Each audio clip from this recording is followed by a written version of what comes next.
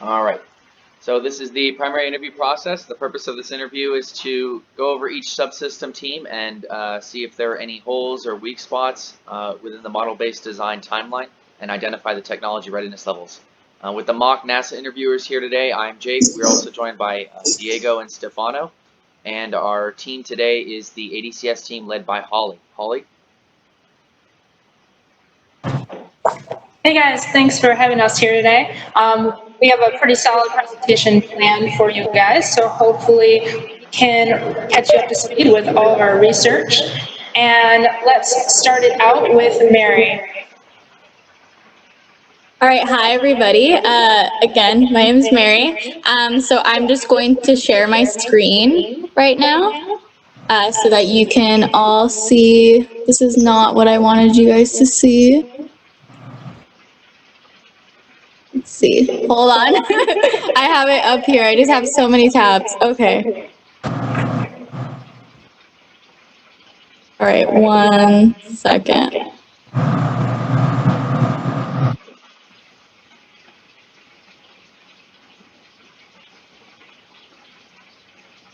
Okay.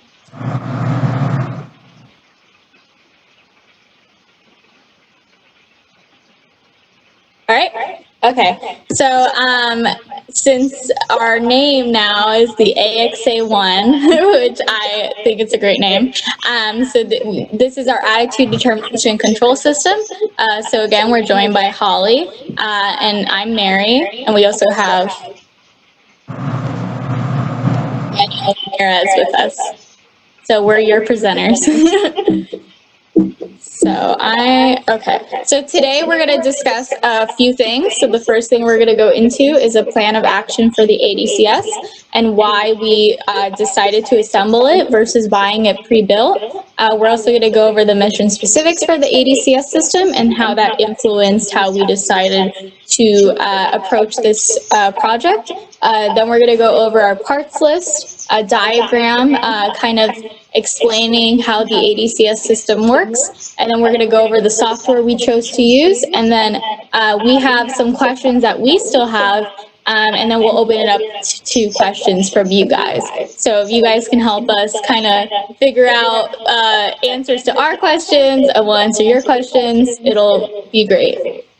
So we chose to assemble our parts together instead of buying a pre-built system. And the main reason why we chose to do this, or one of the reasons, is because the cost of the pre-built systems is around $40,000 on the market. So if you go to CubeSat specific sites like Stat Search, it'll be around that price range. So it costs us around 50% of that amount to build it ourselves. We also wanted to build it ourselves for the educational experience. There's a lot of research already out there that Holly has been doing a lot of scientific research on ADCS systems, how they work, how you can approach an ADCS system. So we're hoping that by building our own system, we might even be able to contribute to the existing scientific research on the topic, and we might be able to publish a paper while we're working on this project. And that would also help us kind of stand out in our proposal to NASA, especially, if we can prove that we're doing something novel or we're contributing to the field of CubeSats and aerospace. Another reason why we chose to assemble our parts together instead of buying it pre-built is because there's a lot of pre-built functionality into MATLAB and AGI and like Simulink. Like there is a CubeSat specific library in MATLAB that you can add on. And so we have been kind of using that, also figuring out our own way to model our ADCS system. So this is the ADCS schematic. So Daniel can kind of explain this.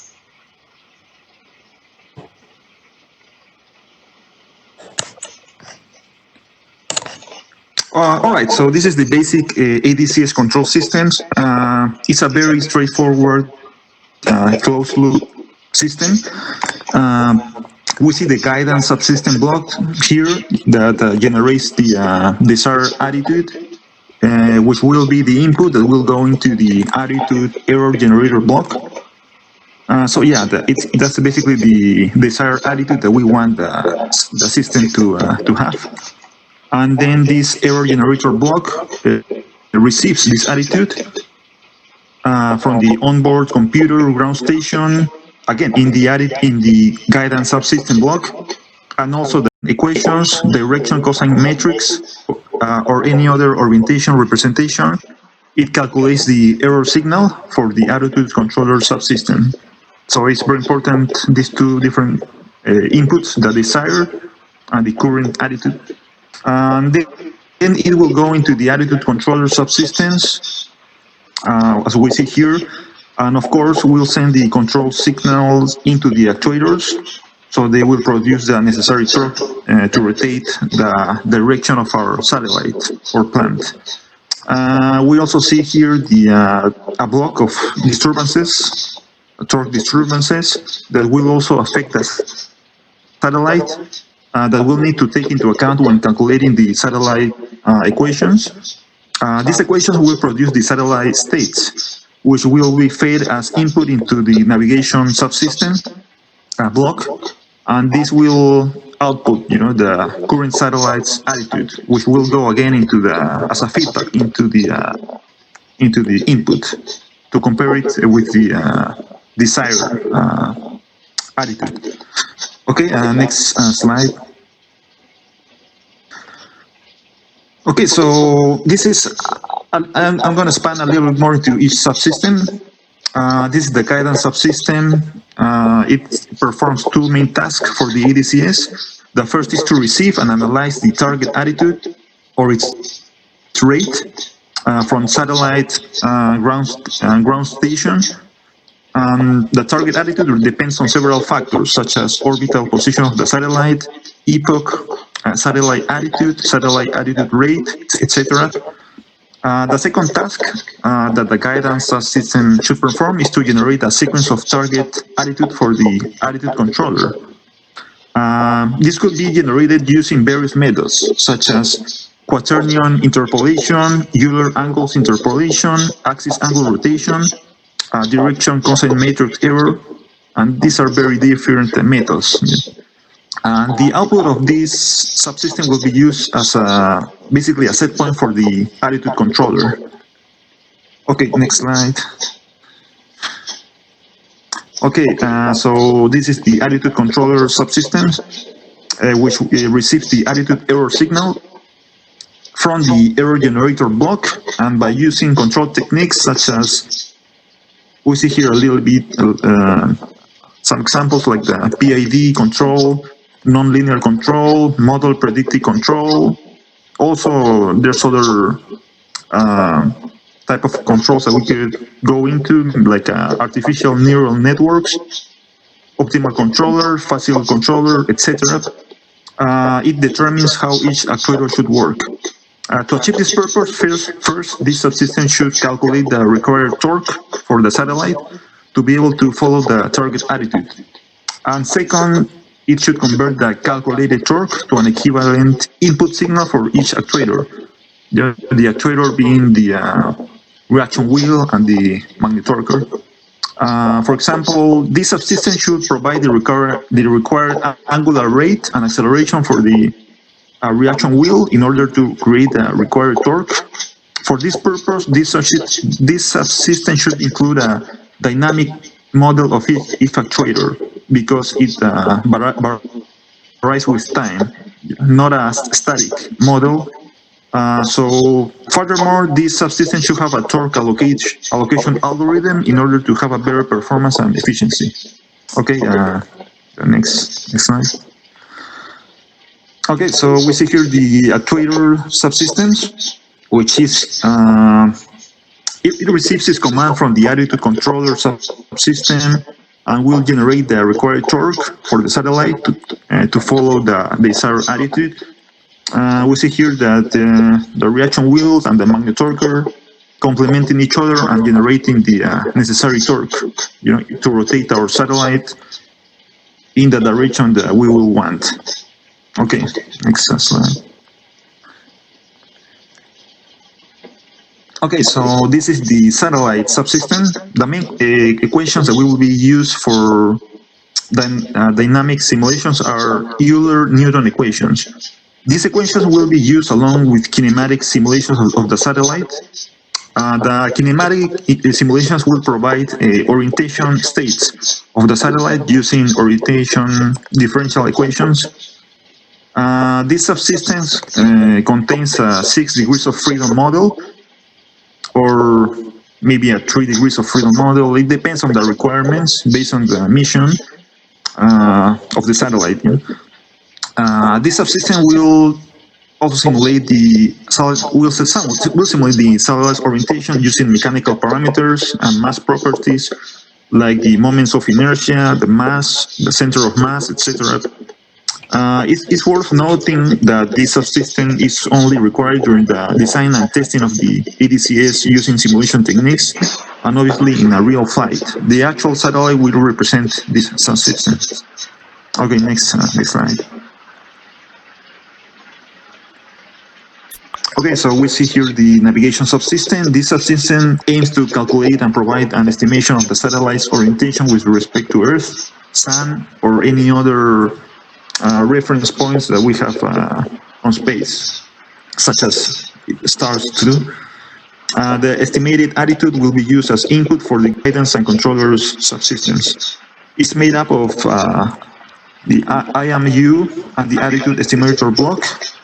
As we see here, the raw data from the IMU consisting of the gyroscope, accelerometer, and the magnetometer, which are all 3 axes, along with the sun sensor and the GPS data, will be passed to the attitude estimator block. Okay, now this attitude estimator block uses several estimation techniques, such as the Kalman filter, the data fusion algorithm to combine different data inputs, and the noise reduction techniques to reduce the measurement noise coming from the sensors and all the measuring devices, in order to calculate an accurate attitude. Okay, next slide. Okay, so this is the torque block. So to examine the performance of the ADCS, it's necessary to investigate the effects of the environmental disturbances on the satellite attitude. So we see here that there are 4 main torque disturbances that act on the satellite orbiting on the Earth. The first one is the aerodynamics torque. This torque is due to the air density, and it has significant effect on LEO satellites because the LEO satellites will orbit in a very low orbit, So you also have the gravity gradient torque. This torque is created due to the different Earth gravity field and usually should be taken into consideration for LEO satellites. However, the magnitude of this torque is very small compared to the aerodynamics torque, or smaller. Also, we have the Earth magnetic torque. Basically, the Earth's magnetic field sensed by the satellite is going to vary, while the satellite is orbiting the Earth. So this magnetic field creates a torque that could affect the orientation of the satellite. And lastly, we have the solar radiation pressure torque. The solar radiation pressure varies with time and could affect the orientation of the satellite. So this subsystem will produce an output, as the environmental disturbances that will go into the satellite block. So yeah, I mean that's pretty much all the control systems. So now Holly is going to talk a little bit more about the environmental disturbances. Thanks, Daniel. That was very informative. So here is an image kind of explaining the 4 main environmental effects we have to take into account that Daniel was saying. So down here we have solar radiation, right? And since we're an LEO, we're close down to the Earth. So there's things that we have to take more into account as opposed if we were higher up. So we'll have less solar radiation, but we'll have more atmospheric drag. Same for magnetic field. We'll have to worry a little bit more about that is if we were higher up. So this is just a little nice graph. So we'll have to calculate the exact numbers that we'll have to be worrying about. And so that's still in our questions of things that we're not sure about, and we'll have to dive a little bit more into that, into the physics, and calculate those exact numbers. So this is explaining a little bit about how we came to gather our parts list. There was many options we could pick from, and it was kind of a narrowed down thing. So for stabilization with CubeSats, or any satellite for that matter, there's two main things. There's passive and there's active. And passive stabilization uses much less power and different equipment such as like hysteresis rods and things like that. But active stabilization is much more effective, so that uses reaction wheels, thrusters, but it takes a lot more power. And so looking at the mission requirements, we looked at the numbers, and passive stabilization doesn't quite get the accuracy that we need for this mission to be able to point a camera at something, collect data, or anything for that matter when you want to stabilize it enough from spinning so fast in orbit. And so under active attitude stabilization, there are two different kinds. There's spin stabilization and there's 3 axes. And we can't use spin stabilization because the satellite is continuously spinning. And like I said, we have to be able to detumble it, we have to be able to make it stop enough for the mission. And so that leaves us with the bottom there, the 3-axis stabilization. And so that requires reaction wheels or thrusters, something on each axis. And underneath that, there is zero momentum or bias momentum. Bias momentum is a spinning technique. And so our CubeSat will still be spinning. And so that left us with zero momentum. And this zero momentum technique, this uses 3 reaction wheels and 1 on each axis. Next slide, please. Mary?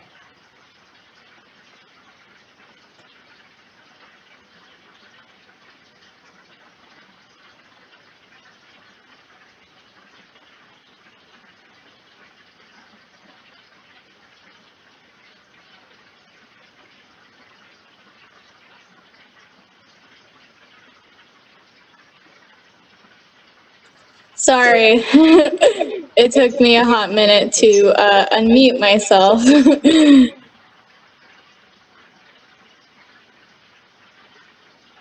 Okay, so yeah, so these are our mission specifics, and our mission specifics are very important in how we approach designing our ADCS system. So one of our main things that we need is that we need to be able to stabilize the mission long enough to collect photons from a star. So high accuracy is considered 3 to 5% in this sort of like collection of photons from a star, and we're aiming for at least the 3% rate. Obviously, the more accurate we can be, the better. One way to do this, to keep the CubeSat stable, so it's not like, you know, it's able to receive that light, is to use a 3-axis stabilization method. So in order to stabilize this CubeSat, we're going to be using 3 reaction wheels on each axis. And as they spin, they're going to dump momentum into the magnetorquers. We're also aiming to use a very high accuracy sun sensor, at least 1 sun sensor, potentially up to 6. We're also using a GPS and a I have a hard time with this word, but magnetometer will be able to accurately detect where we are. We're also going to be using 2 different modes, so 2 different attitude determination. One of them is going to be in an eclipse, and the other one is going to be in sunlight, where we are able to use the sun to know where we are in space. We're also aiming to have 2 power modes. One is going to be a lower power mode, so that's going to be mostly for attitude determination, using the sun sensors and the magnetometers. And then we activate the mission, and we're kind of collecting the light source from the star. We are going to be able to power our GPS. and have a higher accuracy, but this is also going to require more power. So this is our parts list. So we're going to be using 3 reaction wheels, 3 magnetorquers, 1 magnetometer, an accelerator and a gyroscope, and at least 1 sun sensor, but potentially up to 6. And we're going to be using a GPS. And so what's cool about the GPS is that we're going to be able to provide the satellite with a real-time clock, potentially, using the UTC time system, but we'll be able to know, the satellite will be able to know what time it is, determined by the GPS. And that's, sorry. Okay, and then Holly is going to talk to us a little bit about our control modes. Alrighty, so when the satellite is thrown off from wherever it is, it's going to be spinning at a very high rate, and we're going to have to control it, start detumbling it, and so when the pitch, roll, and yaw reaches 0, then we are good. And so to exit this mode, it'll have these conditions, and it will check from the microcontroller. If we're in a good range, then we'll exit detumble mode, and we'll go into nominal. And nominal will be where the satellite is day-to-day, when it's not doing a mission, when it's not, there's no black hole that it's going through. It'll be working in the nominal mode. And in this mode, we will set up a sun-safe thing. And so this is, let's say that the sun is shining directly onto the camera for the mission. And we will be able to check where the sun is because we'll already have these sensors. And we'll say, all right, like move it a little bit so we can get the camera out of direct sunlight. And if, let's say, we don't have solar panels mounted on each 6 sides of the CubeSat, we can move the CubeSat and put it into direct sunlight so that we can get the most sun from it. Also in this mode, we can set it up so that it'll be automatically getting our attitude determination. This is something we still have to find out, how often that we need to collect our attitude. And so we'll set that to do that automatically within the nominal mode. We also have a mission mode, right? And so this is when we'll actually be doing the mission and collecting these photons. And so we'll have to stabilize it, we'll have to calculate our slew rate, and we'll have to be able to move these satellites to be able to collect these photons within a period of time. And so we'll have a max slew rate, right? The satellite will be in the dark for about 45 minutes, and so we will have to calculate it so that we can move the satellite to collect these photons within the maximum amount of time, and so also be collecting where we are during this control mode. The last one is an emergency mode. Let's say we're going through a black hole, or we pass through a celestial body shadow or umbra, and we will have to shut down most of the other components, but for the ADCS, we'll still leave a couple things. So, right, if we have to communicate with the ground, and let's say the ground station comes back to us and says, hey, we need you guys to actually point the CubeSat at Earth to be able to communicate. So we'll still have to leave that line open, and we'll have to move the CubeSat and face it towards the Earth. We'll still have sun-safe going, and so we'll still have to control the reaction wheels a little bit to make sure that we're in the correct sunlight. And we'll still be gathering our acquisition at the same time. So, so Daniel, do you want to talk about the software, or? I believe I was going to run through this really quick. Oh, yes, Holly, you can go. We will be using 2 primary softwares for our ADCS system that we are assembling. We're going to be using MATLAB and AGI's SDK. SDK was found by Daniel, and it is awesome. It is a way to totally simulate everything that's going on with our CubeSat. And so we will use that for mostly GPS performance, logistics tracking, and analyzing our launch, our detumbling, everything like that. And we'll also be using MATLAB, Simulink, SimScape to use more of our math calculations. And so we'll be putting our algorithms into that. We'll be using this and SimScape to wire up our components and work within the subsystems of our ADCS system. So yeah, so these are just our questions that we still have in our design challenges. So we need to find our maximum slew rate. We're also trying to figure out how many sun sensors do we actually need. So we're planning to use MATLAB and STK in order to simulate, you know, how our CubeSat would work depending on how many sun sensors that we use. And so we're hoping that will help us answer that question.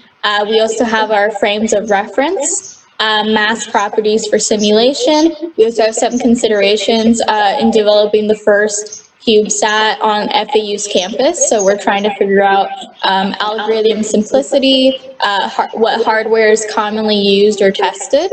We're also trying to maximize our performance while taking in limitations such as power, size, and mass.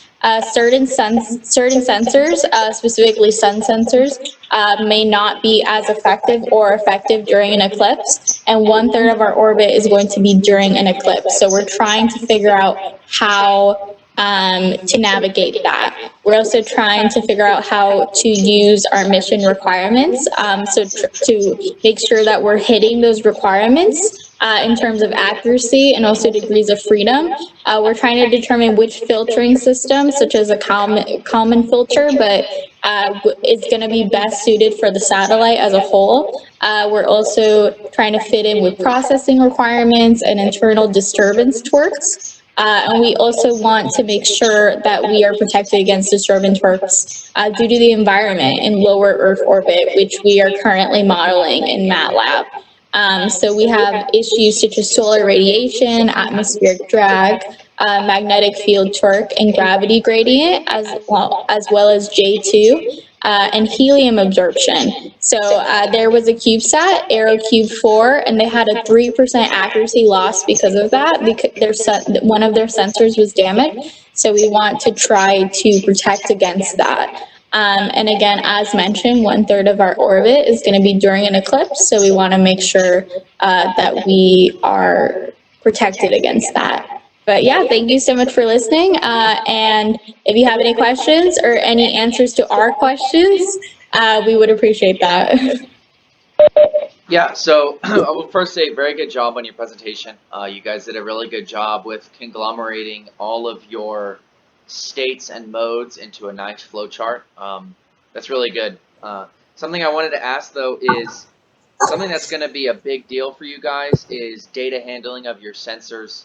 You said that you're going to be having to deal with drags, torques, and gradients. Being able to calculate all of that, handling all of that data. Do you guys know yet how the data is going to come in? What kind of form of data it will be?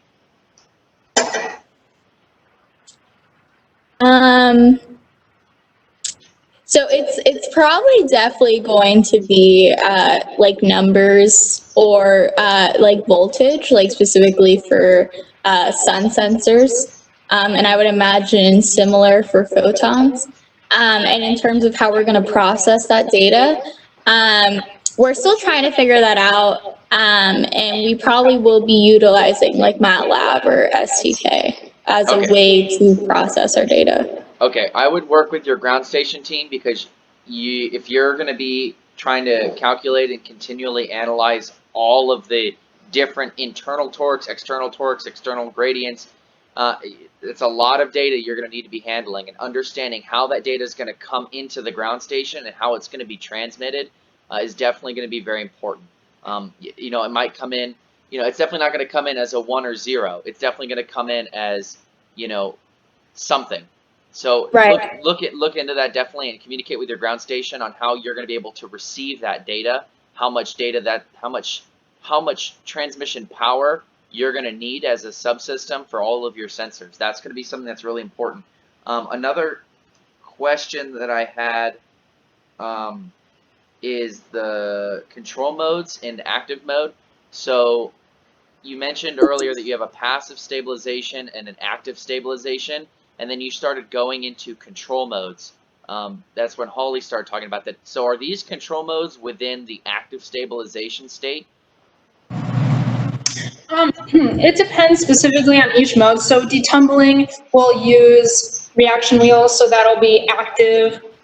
During nominal, we'll probably try to use magnet torquers as much as we can without using reaction wheels. Magnet torquers are passive stabilization, so they use minimal amount of power. So we'll try to use our magnet torquers as much as we can to stabilize as much as we can. During the mission, we'll definitely have to utilize reaction wheels to gain the amount of accuracy we need. But otherwise, while we're just kind of floating there, we'll try to use the magnet torquers as much as we can.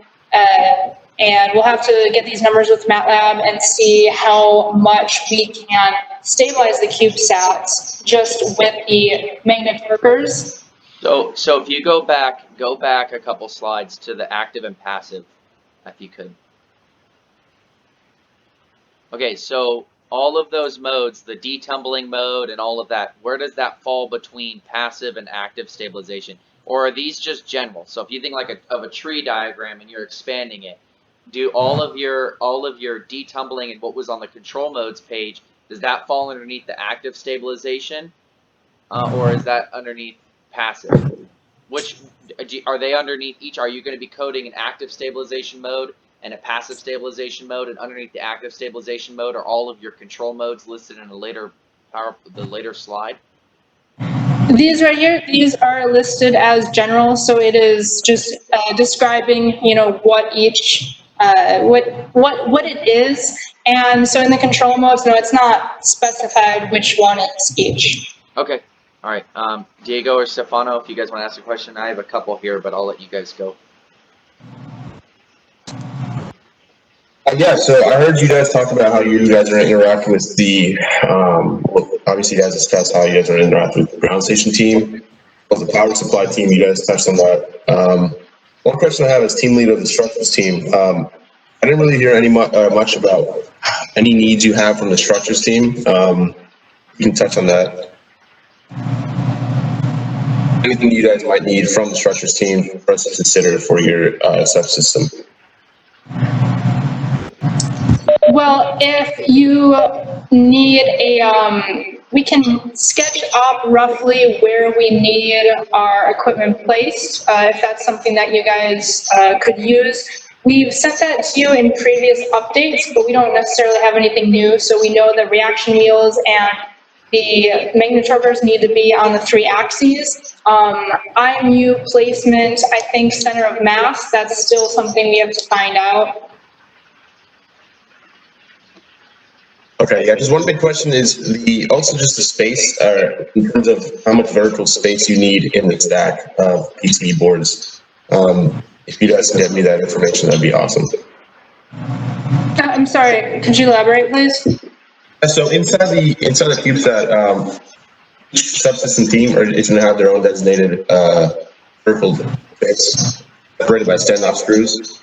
And so, depending, for example, if the microcontroller team only needs 4 millimeters of space, we'll allocate that. And if you need 6, for example, we'd have to shift everybody else's in order to prioritize different subsystems. So the question really is, how much space does your subsystem take up inside the satellite? Is what I'm really asking, or really going for. So we might be able to get that information to you. So this is our parts list. So most of these parts will have like the physical size of the parts, so we can go through all of these parts and kind of add up how many centimeters or inches. I mean, the whole CubeSat's like 4 by 4 by 4 inches, so what the physical size would be. Okay, and I have one more question. Throw it off. What are some of the benefits? So I know you guys talking about you have one sun sensor planned to purchase. What are the benefits of what are the challenges of getting more sun sensors? Is it the cost, or is it the weight saving, or what is the main challenge for that? So it's mostly the cost. Is kind of as you can see, this is the sun sensor that we're aiming for, and it's around $2,000. So having 6 of that would be 12,000 to cover the whole CubeSat. But the benefit of having more sun sensors is to have a 360 view of the sun. And that's kind of a question where we're not sure if we're having less than 6, how much we're sacrificing. We're planning to run simulations in MATLAB.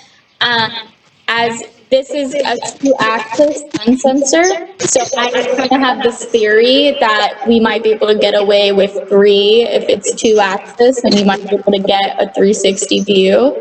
But again, that's still something that we're trying to figure out. Okay. Yeah, that's it for me. The questions you guys are. Each sun sensor is about 60 degrees field of view. So, like Mary said, we're trying to see if having one sensor look at 60 degrees is actually going to make a difference. Most CubeSats have 360, but that is a lot. The sun sensors, to answer your previous question, they don't take up much space at all. They're mounted on the outside. So space-wise, weight size, it wouldn't make a difference. A question I had is, so I've read a lot of studies about the difference between reaction wheels and control moment gyros on small satellites. I was wondering what your reasoning was for utilizing reaction wheels and control moment as compared to a control moment gyro, seeing that control moment gyros are commonly used in most ADCS systems, but you guys kind of went the lesser traveled route. Can you talk more on why you chose that?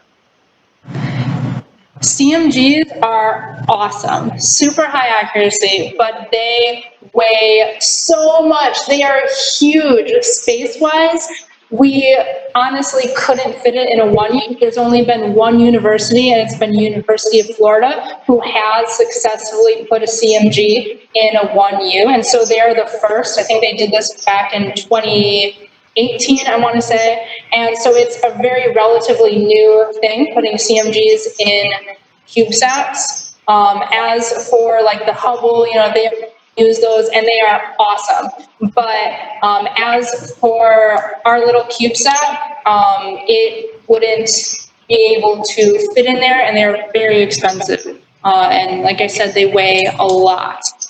Okay, so my next question is, reaction wheels, as you know, the difference is that they react based on accelerations and decelerations of the spinning, whereas control moment gyros are continually spinning. So, two-part question here. One, how do the reaction wheels receive inputs to spin up, or depending on the direction? And yeah, we'll start there. Are you guys using a binary code system or using like a pulse width modulation? Do you guys know yet what kind of receiving input the reaction wheels need? I think Daniel could answer that question very well, as comparing our orientation with where we want to go and so forth. Well, this has more to do with stopping the potentials for saturation, because let's say you have an acceleration rate of your reaction wheels. Your reaction wheels can only have an acceleration up to a certain point of time, and then they'll spin at their max rate, and the satellite's not going to do anything. So to stop that, you have to make sure you have a good way that you communicate to the reaction wheel. Basically, a pulse width modulation will probably be the way to go. But if you guys have a way that you're communicating that, do you guys have that? Yeah, I mean that's one of the main things that the controller will send into the reaction wheels. The controller of the reaction wheels will send like you say, like a pulse width modulation in order to control the reaction wheel. That's basically when we're designing the controller, we have to take that into consideration. How basically the pulse width modulation. Okay, gotcha. Can you go back to the disturbance torques slide? Mm-hmm. I think you're on too far back. No, I'm sorry, not the disturbance. It was written down there. The aerodynamic Oh, I went too far back. Sorry. Yeah, you went too far back. I think it's this slide here. Go back one. This one? Yeah. Underneath aerodynamic stabilization, you said you're going to provide the CubeSat with aerodynamic fins. Seeing that we can't have anything extrude from the 10 centimeter by 10 centimeter frame, can you talk more on what these fins are doing? I'm so sorry, that is not supposed to be there. Okay. All right. Just wondering. And then you also mentioned that the accuracy, I think Mary, you mentioned this, has a 3 to 5% accuracy. What does that mean? 3 to 5%, is that pointing accuracy? What is that 3 to 5%? Are there units associated So with that? Holly, I think, can speak a little more on that. So CubeSats with usually have an accuracy of a desired attitude, a desired control of 5%, I think, degrees of freedom. And so that's 5% is usually the normal, right? And some CubeSats have been able to get it down to 3%. And But so what is the percentage comparing? Like, what is the data that got them to the 3% accuracy? Is that pointing accuracy for a certain period of time? Is that a maximum slew rate? Is that the highest degrees of you know, orientation change before the ADCS system in its entirety gets saturated? Like, what is that 3 to 5% accuracy? it is when I will have to get back to you on that. Okay. All right. Well, I have a quick question, kind of related to that.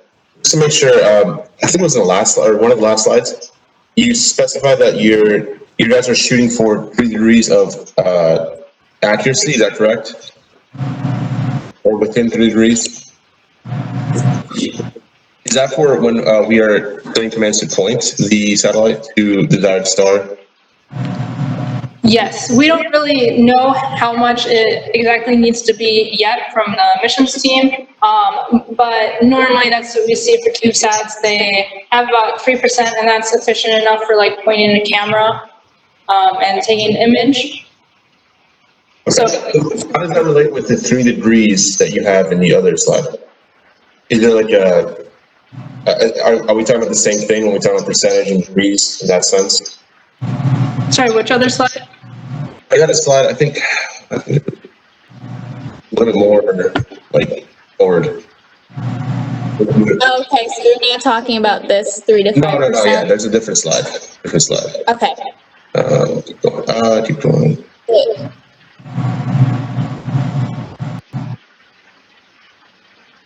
No, it was after that. It was way after that. Okay. Yeah, go back. 2 more, I believe. 2 more back. There we go. So, No, go right 2. Sorry. Go left 1. There we go. Under mission, it says stabilization within 3 degrees. I'm guessing that, correct me if I'm wrong, mission meaning when we are actually in experimental mode. Is that what you guys mean? Yes. Okay, so how does this 3 degrees correlate with the 3 to 5%? Is there like a correlation there, or maybe that we can? Yeah, same thing. Okay. So the percentage was a typo. It was meant to be 3 to 5 degrees of stabilization. I think it might be like 3 to 5% error rate.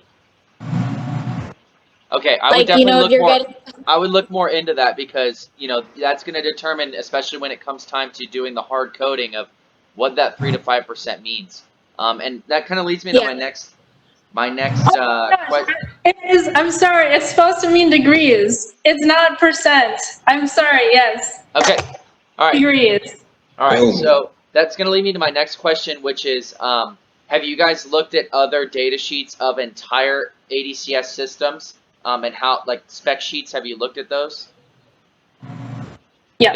They have a list of specific values. So if you guys don't have that now, that's fine. But some things to keep on your radar is mass, momentum storage, max torque, operating voltage per mode, and your operating temperature. Those are kind of the big 5, and then some other ones include, so the momentum storage, that is how much orientation or how much stuff can you do with your ADCS system before it gets saturated. That's momentum storage. And then the other one too is slew rates.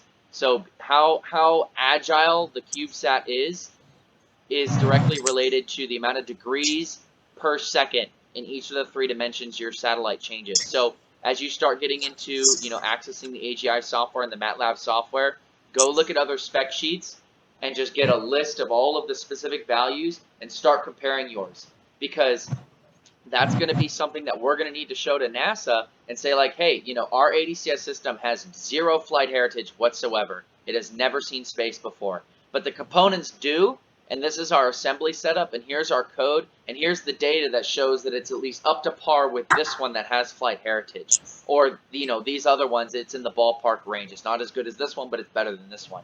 And providing that data and providing, numerical analysis on that is going to be a win or lose for NASA, because if we just bought an ADCS system, that means it's a guaranteed, it's going to work. We're going to be actually able to execute our experiment. But if we don't have that data, NASA's going to kind of give us a giant question mark and go, no, you need to do more research on your ADCS system. Come back to us next year.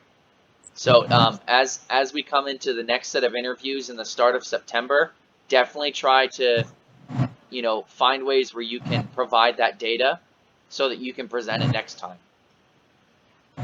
That's a good idea, and we do have lists, like other data sheets, of what they need, and we know what we need. So Mary, if you could please go back to the last slide with questions. So all these things on here, like, oh no, we didn't list them. So yeah, like our maximum torque and things like this that you're saying, we know what we need, and we tried to do the math before, but we've hit a complete roadblock. And so our next step is definitely recruiting some sort of physics people, some math people that can help us integrate these equations into MATLAB, because we know the equations that we need, but we have no idea how to start figuring out our slew rate. And these are things that we're really struggling with right now. Okay, well, somewhere you can start is start by just talking about what you need each thing to do, right? So, for example, you need, let's say, I always go back to this, slew rates, right? So you can start with, okay, you have your reaction wheels, okay, and then you have kind of 2 equations you need to focus on. You have the moment of inertia multiplied by the angular velocity on one side of the CubeSat is equal to the moment of inertia times the angular velocity of your reaction wheels per given dimension, and break it down into 1 dimension. So you have one reaction wheel, let's say in the positive negative x-axis, right? So you're going to calculate the moment of inertia, which is probably given to you in the spec sheet. You'll start with, the moment of inertia and the max angular velocity of that reaction wheel. Okay, now you can figure out the momentum storage, the maximum torque on it, as well as the saturation point of that reaction wheel. Then you calculate the moment of inertia on it, right? Which is also probably given to you in the spec sheet. And then you can use the general characteristics that you have so far for the CubeSat and understand its moment of inertia, and then you're trying to find that maximum angular velocity that you can get. Well, the angular velocity, that's a slew rate. That's the maximum slew rate. What's the maximum angular velocity that you can get for the CubeSat? So if you just start with that general equation right there of a single axis, instead of breaking it down into or keeping it at 3 axes, break it down. What is the maximum angular velocity that you can get of the CubeSat if you have this reaction wheel with this moment of inertia and this angular velocity? And you can use you can try to kind of gauge the equations of moments of inertia for the CubeSat. Try to find the general mass of your subsystem, look up some solar panels, and just kind of get a general number. That's going to help you out a lot for determining your maximum slew rate. I know that 3 to 5 degrees is something you can get for, so try to find a way to convert that 3 to 5 degrees into an angular velocity that you can work with. Start there and just break it down, and if you need to get into the nitty-gritty of numbers as you start to learn new equations, then do that. But try to keep it as simple as possible, because yeah, a lot of the equations are crazy. They do everything in 3 dimensions. but there's nothing stopping you from doing things in singular dimensions. And each dimension is going to be different because the orientation of all of the layers of the satellite might spin differently because they might be like if you have a cylinder inside the satellite, that's going to cause a different moment of inertia when you're spinning it in the positive z-axis as compared to the positive negative x-axis. So you can start with general estimates there and use AGI when we're going to get the licensing, I think today or Monday. I'm talking to the lady right now, but they also allow you to just do simulation, and then they just calculate all of that for you, so you don't need to do the numbers. That could also be a bypass there. But start simple, break it down into singular dimensional analysis, and you might be able to get somewhere. Okay. Okay. Good idea. All right, guys. Thank you. Well, nice job on your presentation. It seems like you guys have a lot of design challenges that you need to cover. Just keep working on it, and don't get lost in those disturbance torques, because I think that the data handling with that is going to make your heads explode. So sometimes it's kind of a see no evil, and if it's something that is there but is really not going to affect the satellite too much, it might be something you can cross off your list. So handle what control what you can control in the ADCS system, and if you can't control it, like the rate of descent into Earth's atmosphere, then you can't control it.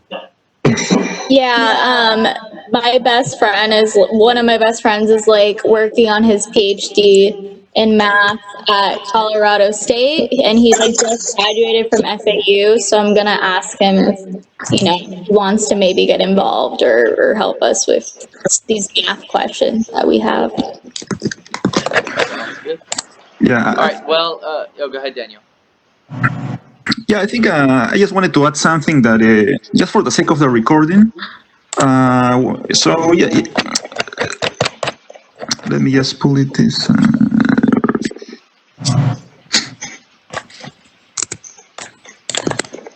Okay. Yeah. Okay. So for the control systems, I mean, there are two parts. Okay. The first one is the attitude control system. Basically controls the attitude, the direction that we want the satellite to point to. And the second part of the control system is also the orbit control system. It controls the position of the satellite, within its own orbit. And in the circumstance that the satellite wanders off its orbit, you generally want to move, the satellite back into it. And you generally, in other satellites, you use like thrusters to position the satellite back, into its orbit. But I think we talk about this, but we decided not to avoid the orbit control because of how expensive it is, and also, it will add a lot of weight, having like a thruster in there, a whole propulsion system. So we're simply gonna go with the attitude control system. So we'll just put the satellite in the lower orbit and let it decay naturally with time. I think that's more than enough to accomplish our mission without any orbit control. So I just wanted to. It's not really a major concern. There are failures happen for all other reasons. Like communication problems, hardware problems, power-related problems, but not really because of the satellite going out of its orbit. So we're gonna avoid that part. I just wanna kind of explain that part because it's gonna be recorded. Something that you just reminded me of. Speaking of its natural orbit, you guys are going to have to answer the CubeSat mission parameters. Basically, you're going to have to talk about the desired orbit, your attitude and inclination. This kind of correlates with you guys because you're the control system. So this is dependent upon really what you guys want to do. But you're going to have to determine the desired altitude and inclination of our orbit, an acceptable orbit range, depending upon what you find out for your aerodynamic drag.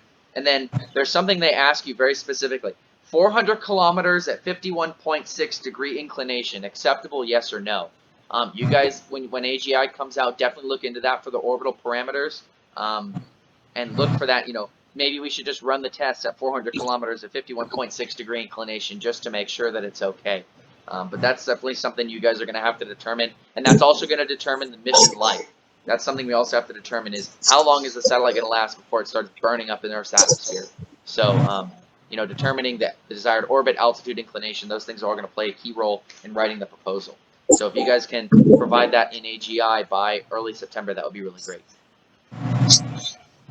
Jake, how are we going to be able to access this recording?